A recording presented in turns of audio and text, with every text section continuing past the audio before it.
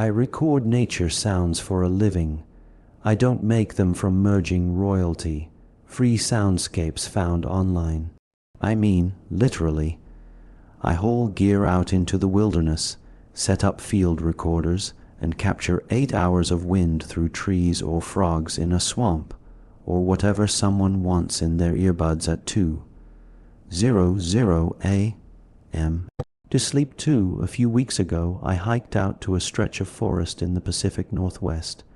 It was far from any road or town to avoid sound pollution from passers-by. There wasn't even a foot trail, just trees, ridge lines, and a stillness that messes with your sense of time. I'd scouted the spot online. There was minimal wildlife and no nearby power lines to cause interference. Perfect for what I needed. I set up the rig just before sundown, a shotgun mic on a carbon tripod paired with an unintended recorder tucked into a Pelican case, all wired for battery life and max sensitivity. I set it to run overnight and hiked back out with my overnight pack. The next morning, I picked up the gear, packed everything up, and drove back to the cabin I'd rented for the week. Standard routine. When I dumped the files onto my laptop, it sounded clean. Real clean. You could hear a soft wind tugging through the pines, some distant wood creaks, a lone owl. It sounded like something I'd barely have to touch in post. No clipping, no signs of animals or interference. It still needed scraping in case a low hum of an aircraft ruined a segment, so I slowly scrubbed the whole thing. But then I hit 3:41 a.m. I didn't catch it the first time. I was playing it at 4 times speed, but even at high speed, something about that section jarred, so I went back, played it in real time. That's when I heard it. The whole atmosphere buckled inward like a vacuum pop. A sharp inhale followed by a deep groaning creak like wood, twisting under strain. Then nothing, all sounds stopped. The wind died, insects ceased in unison, no underbrush rustling. I've heard forests go quiet before when a predator moves through or a storm's on the way. But this wasn't that. This was dead silence. Even in a perfectly quiet night, your mic still picks up something. Ambient hiss high, end drift gear noise. But here, there was nothing for exactly 63 seconds, like the world forgot how to make a sound. And then just as suddenly it came back. There was a faint crack like a tree stretching. Then the wind returned, the chorus of night bugs, a creaking canopy. I marked the section in my door and cut it out of the final mix, labeled it 341 Anomaly, and saved it with the raw files. I figured it was a bizarre environmental event, maybe a weird pressure drop or a shifting fault line under the soil. At least that's what I told myself. I couldn't stop thinking about the 341 Anomaly. The silence wasn't a recording issue. The waveform didn't flatline. It just dropped into a void. The environment stopped generating sound. And that inhale, it hadn't come from the mic. So, 2 nights later, I went back. Same trailhead, same clearing, but a different setup this time. I swapped the shotgun mic for a parabolic dish with a matched stereo pair, new recorder, fresh cables. No chance of interference or hardware glitches. If the anomaly happened again, I wanted to rule out bad gear. I set everything up before dusk, hiked out and repeated the routine. Back at the cabin the next morning, I scanned through the files again. The waveform jumped out at me before I even pressed play. At exactly 3:41 a.m., same shutter, same sucked-in static, same 63 seconds of total silence. But this time there was more. The creaking noise was slightly louder, like something massive and straining was close to the mic. After that, a new noise, just barely audible, but it was there. Something grinding like roots twisting under dry soil or teeth. I checked every logical explanation I could think of. Local seismic activity, nothing on the USK's feed. Weather perfectly still, not even a pressure dip. And besides, neither of these would repeat so perfectly like I had seen. I ran it past an engineer I know. She thought it might be RF interference from military aircraft. Or she said, your recorder caught Bigfoot scratching his back in a cedar tree. I laughed. Then I uploaded it. Well, I meant to upload the cleaned version. Just the gentle forest ambience with the odd 63 seconds, cut and cross-faded.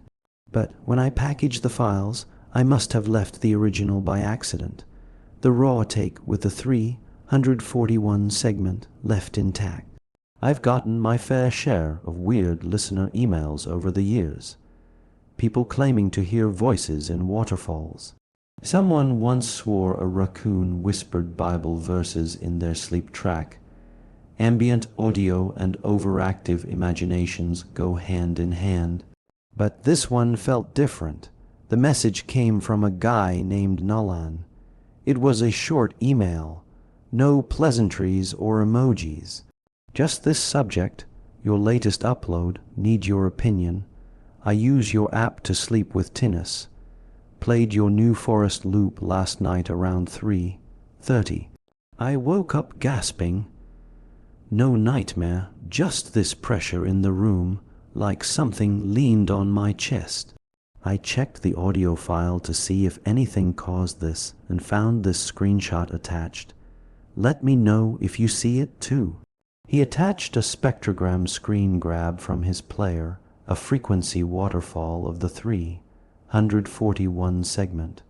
Right in the center of the silence was a shape. It wasn't obviously human, but it was symmetrical, made of low, barely besettable frequencies, hollow of the center with long vertical streaks running from top to bottom, almost like arms or legs. For far too long, I stared at it for a long time before I closed the tab.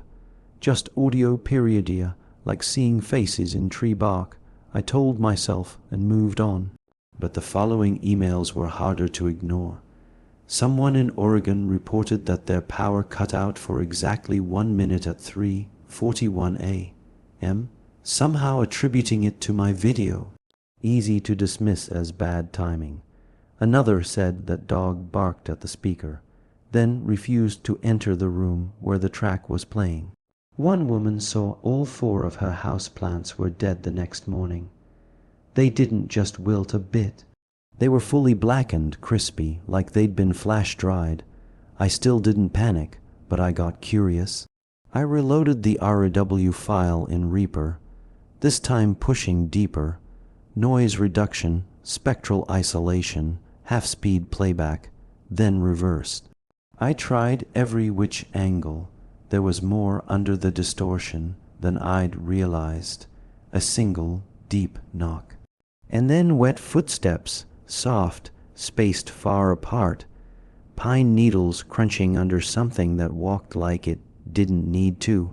I froze the waveform. The pattern was there, a gate, something with weight. I pulled up Night One's raw file at the same time stamp, the same silence. I overlaid them. The knock was identical. But on Night 2, the footsteps started sooner, and they were closer. I didn't go back to the forest because I'm brave. I went back because my name was on that file. People had started commenting, messaging, accusing. One user posted a TikTok claiming the track gave their boyfriend seizures. Another said the sister collapsed while it played and hadn't woke up since. Some said it was a hoax, others a curse. One even called me a murderer. So I packed the best gear I owned. A parabolic mic, a battery recorder, and a preamp with real-time monitoring. I brought my field laptop too, so I could listen live. Not just hope I caught something after the fact. I also brought a flashlight, 3 backup batteries, and a hunting knife I'd never actually used. I arrived just after 2:00 a. The clearing looked exactly the same, the pine spiral still there like the trees had grown in deliberate concentric rings. No animals, no signs of people. I set up the tripod, calibrated the mic, and began recording. At first it was peaceful. Crickets, faint wind, occasional owl hoots drifting from the canopy, clean audio, nothing strange. But I get my eye on the clock. 3:40:59 seconds. 3:41 gone, all of it. Sound just ceased to exist. The LED in my recorder flickered once, then held steady. The waveform on my laptop froze into a flat bar. I tapped the mic. Nothing. Not even a pop. The only thing I could hear was my own breath. Louder than it should have been, sharp, exposed, like it didn't belong in this stillness. "What the hell?" I muttered. The words felt intrusive, wrong, like I just shouted during a funeral. Then crunch a twig directly behind me close. I spun flashlight up, and that's when the noise came back, but it didn't return the same. It surged in, like a recording played through broken speakers, echoing and unsynced. The trees creaked on delay. The wind hiccuped and something was moving. Not straight toward me, around me, circling fast. I whipped the flashlight left and right, catching glimpses of limbs between trunks, slender, too long, moving in bursts, blurring between shadows. Then I saw it. A head upside down, hanging from high in the trees like it was suspended by its legs. Wide black eyes like oil pool reflections. Stringy hair clinging to a crumpled gray face. Skin like soaked paper, wrinkled, smiling. Its mouth was too wide. Then her hand began to reach. Slowly the hand approached and never stopped. The limbs stretched slowly, impossibly, the shoulder never moving from the tree, elbow bending the wrong way, fingers lengthening by the inch, despite how high up the thing was. I was in shock. I couldn't move. Stunned by the abnormality of what I was witnessing, it reached toward my neck and brushed a leaf beside my collarbone. That was enough. I ran. Branches tore up my arms. Roots caught my boots. Every few seconds I nearly trip, catch myself, and push harder. I could hear it behind me, above me, so fast that I couldn't pinpoint where it was. It wasn't chasing on the ground. It was moving through the trees, something heavy thurring from branch to branch like a gorilla made of wood and tendon. Every impact sent down a shudder, a sound that wasn't just in my ears. It rang in my teeth. I didn't scream. I couldn't. My breath was fire in my lungs, my chest locked tight. I just ran. That was all I could focus on. I didn't want to be led astray. I had one goal in mind, locked on, and speed was my only chance because trying to outmaneuver this thing would only push me into unknown territory. The trees started thinning. I saw the glint of moonlight on glass. My car. I vaulted over a stump, skidded onto the gravel, and yanked the door open so hard it cracked the hinge. Leaving it unlocked was my only saving grace, knowing there was no one around for miles. The keys were in my coat pocket. Of course they were. I scrambled, fumbled, handshaking. Then, bang, the herd buckled under the impact. A single hand slapped down onto the windshield. Long fingers, bone-white skin, unkempt black nails dragging, screeching lines across the glass like it was trying to peel it open. Its face leaned in, neck so long it had to twist a few times to peer in. Inverted, grinning, eyes like oil pulled over bone. The keys hit the ignition. The engine coughed, then caught. I slammed it into drive and hit the gas. Gravel exploded behind the tires. I clipped a tree as I peeled out. The thing blurred past the rear view mirror, arms trailing like ropes of wet muscle. I didn't look in the mirror to see if it followed. I just drove fast, stupid fast, the trees a blur of black and silver. The trail, nothing but instinct. I didn't breathe until I saw the welcome sign for the next town. When I got home, I locked the door behind me. Deadbolt chain, even with a chair under the knob. Then every window, one by one. I knew it was pointless, but it felt like doing something. Like I still had control. My laptop was still on the kitchen table. I opened it as I walked past, booting up the file system before I even kicked my boots off. The plan was simple.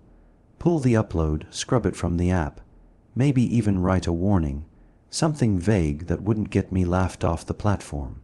But then I saw the notifications, dozens of emails, subject lines in bold. Something was in my hallway last night. I saw her, she watched me sleep. It knocked until 3:42. Then it started climbing. My hands went cold. One message had an attachment, a blurry phone photo, the edge of a blackened head blurred from movement. Too familiar to dismiss. 16 floors up. I sat there staring at it. This was my fault, not because I recorded it. That was a fluke, an accident, but I'd uploaded it. I'd left it public, ignored the early warnings. I doubted myself because the alternative was accepting something I couldn't explain. I should have pulled it days ago. Now I had my chance. I didn't know if deleting it would undo anything. Maybe the damage was already done. Maybe whatever this was had already spread. But if I left it up, more people would hear it. More people would see it. More people would bring her back. So I made the call. I pulled the file from the content manager, sent take-on requests to mirror sites, deleted the raw uploads from the app queue. Everywhere I could find it, I wiped it. It was over. I sat back in my chair, my phone lit up in the dark. I reached for it with shaking hands. New notifications from listeners. Whatever you did, thank you. It's quiet again. The notifications kept coming in, all from people who'd messaged before. The ones who'd said they were being followed, stalked, haunted. Relief washed over me, feeling like I'd at least salvaged something good from this whole thing. But my night was just getting started. I didn't sleep. I couldn't. Instead, I stayed on the hallway floor, legs cramping, back pressed against the wall, every light in the apartment blazing. I kept the laptop open on my knees, the inbox still flooding with new messages, strangers thanking me, telling me the knocking had stopped, that they were finally safe. But inside my own apartment, something was beginning to stir. It started subtly, like a change in barometric pressure. The temperature dipped, the buzzing from the fridge stuttered. I heard a soft creak in the ceiling above me. It wasn't a pipe or settling joist, but a deliberate sound of weight shifting across old wood. I froze. For minutes nothing, then a whisper of motion against the far wall, the sound of something just brushing the paint with the tips of his fingers. When the tapping came, it was so faint I almost missed it. Tick, tick, tick. I turned toward the sound and my stomach sank. It was coming from the living room window. I stood cautiously, slowly, just enough to catch a glimpse through the frosted glass. Just a faint impression of movement, like someone had passed by a moment earlier. I backed away, heart hammering. The tapping shifted, now coming from the back door, then from the ceiling hatch.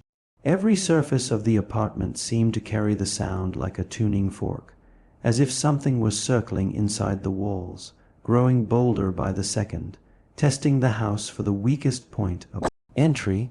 The lights dimmed as if the apartment itself were exhaling. I couldn't tell if it wanted to come in or if it was already here.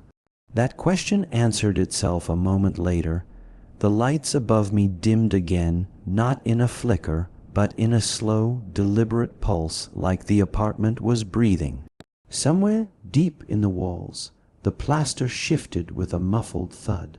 and then another, each one closer than the last. Something large was crawling its way toward the center of the room. I stayed perfectly still. Then the drywall to my left bulged outward just slightly. A shallow swell, like someone was pressing a hand against it from the other side. I stared as the bulge drifted along the wall, dragging down toward the floor. Something ran his fingers across the baseboard, slow and lingering, tracing the shape of the apartment. A soft hiss followed, the unmistakable sound of breathing sliding from behind paint. I backed up until my spine hit the opposite wall. The thing in my home shifted directions, scuttling up toward the ceiling. The plaster bowed overhead, dust drifting down in thin gray streams. Whatever it wasn't bound to floors or gravity. It moved like a spider through insulation and beams, pushing against the structure, testing how thin the barriers were. The ceiling vent rattled, then the metal grill bent outward. Long fingers had hooked into the slats and was prying them apart. One slat snapped, another warped. A black knuckle, shaped silhouette pressed through, skin stretched thin over something too sharp to be bone. I scrambled across the floor, heart hammering so hard I heard it in my ears. The vent split wider, her hand slid out, long gray wrinkled nails like splinters of obsidian. It curled slowly, searching the air the way someone might test water before stepping in. It rotated toward me, knuckles cracking, reaching, and then it stopped, frozen mid-motion, because it was listening the same way it listened to the silence in the woods. I covered my mouth with both hands, shaking so hard my teeth clicked. Then a sound. It wasn't from me or the thing, but from the table, a sharp ping. My phone, still face up near the door, lit up with a notification. The sound cut through the silence like a siren. Instantly, something shifted. A blur of motion, too fast to process, shot across the room. The hand or part of it lashed out from the dark and struck the phone with surgical precision. Crack, the screen shattered inward like it had been struck with a mallet. The phone skidded across the floor, buzzing once before dying. I covered my mouth with both hands, paralyzed. Then another ping from the laptop. An email. It shifted again, that thing in the walls. I saw the hand jut out once more, just inches from the keyboard now, fingers twitching, hovering. But this time it didn't strike. It paused, almost curious. The same force that crossed the phone in a single blow now hovered in silence, tense with restraint. There was a recognition in the stillness. The hand flattened its palm on the ground. I didn't dare move, scared to even just stir the air. Once flat, the arm swept around in wide arcs around the room. It was searching large motions, sometimes far away, but suddenly inches from my heel. If it were death, I could have jumped, rolled away with good timing, but I was still frozen to the spot. And soon it bumped into my body, on contact. It went frantic, sweeping motions over me, mapping me until it figured out who I was, my angle on the floor, the direction I was looking. It latched onto my wrist tightly, but didn't crush my limb like I expected. It pulled a tour motion that gave me no choice but to follow, less like a dog on a leash and more like an escalator I couldn't leave, unwilling, leading me to what I was curious about before, my laptop. All the while, thoughts swam in my head, piecing together context from this absurd situation. It hadn't come when I uploaded the audio. Not when people listened to it, not even when they started writing to me terrified. It only came after I took down the video. When I broke the chain, when I tried to stop it from spreading, that's when it noticed me. I looked over at the laptop now glowing in front of me. And for the first time since this all started, the idea of dying didn't seem like the worst option. If this thing could be stopped by ending the transmission, by letting it end with me, maybe that was the answer, maybe it was worth it. But the moment passed, survival dug its claws in. I sat down, and the moment it felt that, it released its grip on my wrist, but hovered near my head in a threat that was easy to read. Upload or die. Fingers trembling, I opened the app dashboard. The deleted video was still there, sitting quietly in the recycle bin. I hovered over the upload button. Then I clicked it, restored all the metadata. The upload bar crawled. From the wall behind me, I heard another creak. Louder now, closer. I didn't turn around. I kept my eyes on the screen as the progress bar climbed. 30%, 50, 72. The air around me felt like it was pressing inward. It was still here. It knew. It was waiting to see if I'd go through with it. 94%, a pause, then complete. The video went live, and in an instant, everything stopped. No more tapping, no more movement, no more pressure in the wall. The lights brightened as if a film had been peeled away from the bulbs. It was gone, and for the first time in what felt like days, sound. Beautiful living sound. I exhaled, really exhaled like I hadn't in days. And I hated how relieved I felt. Life went on. People forgot, moved on, slept again. But I didn't, not really. I still wake up every day and open my laptop. It's automatic now, muscle memory. I don't check emails, don't check socials, just the view count. 318, 322, 338. Every number feels heavier than the last. I don't see them as just numbers. Each one is a person, a victim. I still record sometimes to keep myself sane. Short trips close to town, never at night. And I never upload the raw audio. I listen to every second. I triple check the waveform. I scrub the background for anything that doesn't belong. And when the clock hits 3:41 a.m., I make sure I'm in bed, earplugs in, lights on, eyes shut tight, because I know now it's not the silence that gets you, it's what follows.